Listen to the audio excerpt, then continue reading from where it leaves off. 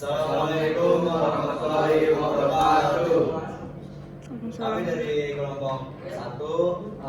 Di sini kami ingin mempresentasikan tentang penerapan metode ergonomi yang efisien pada bengkel otomotif, yaitu Mr. Dispit. Sebelum memulai, izinkan kami memperkenalkan diri. Saya Muhammad Musyid Azami dengan NIM 112402 dan rekan saya Biar Santosa dengan nomor NIM 11240773. Saya Alena Bilari Murti dengan NIM 11249090. Saya Familiam Daniel dengan NIM 11240076. Saya Bayu Cukup Daniela dengan NIM 112401. Oke, ini masuk ke latar belakangnya dulu. Di lingkungan bengkel, di mana pekerja sering menghadapi tantangan fisik, kognitif, dan organisasi. Penerapan prinsip ergonomi menjadi sangat penting. Praktikum ini dilakukan untuk memahami dan menerapkan prinsip-prinsip ergonomi baik fisik, kognitif, ataupun organisasi dalam konteks bengkel. Apa itu ergonomi? Ergonomi adalah ilmu yang memanfaatkan informasi mengenai sifat, kemampuan, dan keterbatasan manusia dalam merancang sistem kerja. Dengan ergonomi diharapkan manusia yang berperan sentral dalam suatu sistem kerja dapat bekerja lebih efektif dan optimal. Tujuannya yaitu dapat mengetahui kekurangan maupun kelebihan dari bengkel yang mengintip menerapkan ergonomi yang efisien. Dapat mengetahui fungsi dari penerapan ergonomi yang efisien terhadap kesehatan dan efektivitas kerja. Dapat mengetahui juga cara pengaplikasian ergonomi pada bengkel otomotif maupun kegiatan sehari-hari. Dapat mengoperasikan metode ergonomi yang sangat efisien pada bengkel terutama di bidang otomotif.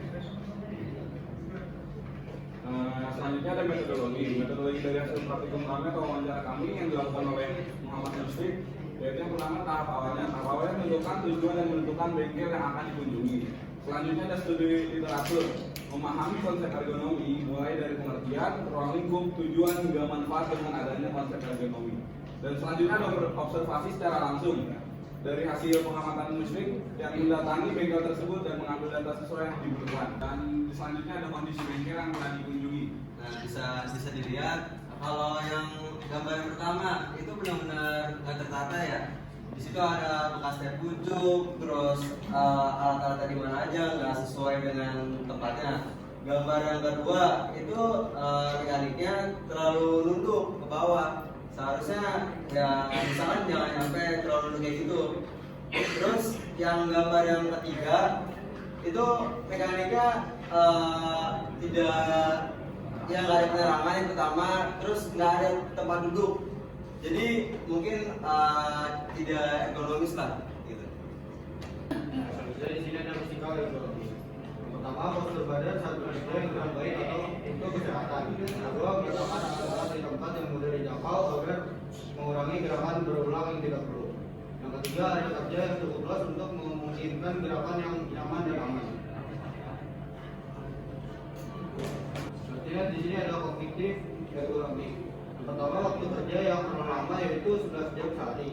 Yang kedua, beban kerjaan yang lebih batas kemampuan dan pressure yang tinggi untuk menyelesaikan pekerjaan. Yang terakhir, organisasi dan ergonomis. Yang pertama, ada banyak tools yang ditaruh pada tempatnya, lalu atur shift kerja dengan mempertimbangkan beban kerja dan pemulihan, terutama untuk pekerjaan yang membutuhkan fisik berat. Dan yang terakhir, jadwal kerja yang fleksibel atau shift kerja yang seimbang untuk mengurangi kelelahan atau stres.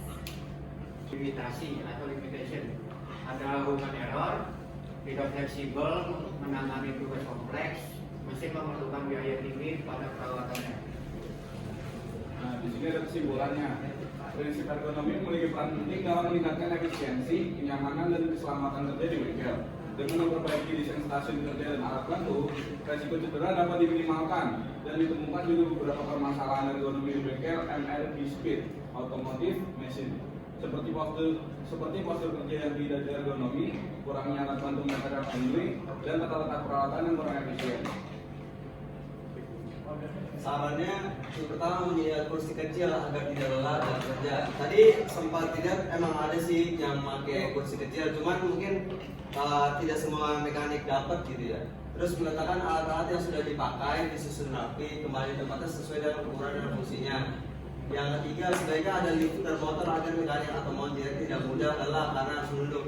Seperti lihat di gambar ini, contohnya seperti di bengkel atas, mereka menggunakan sistem ini karena emang efisien gitu. Terus yang terakhir, sediakan waktu istirahat yang cukup untuk memberi konsentrasi dan mengurangi stres. Untuk sekedar informasi, wawancara dari mekanika langsung pas misal istirahat, mereka itu antara kayak duhur dan maghrib biasanya mereka istirahat. Nah, ini kondisi sekitar bengkel lah, beberapa yang bisa kita lihat gitu ya. Ya dokumentasinya bisa dilihat.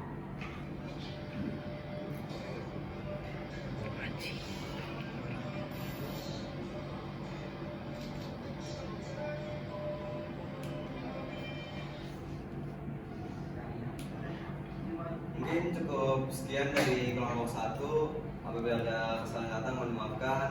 Wassalamualaikum warahmatullahi wabarakatuh.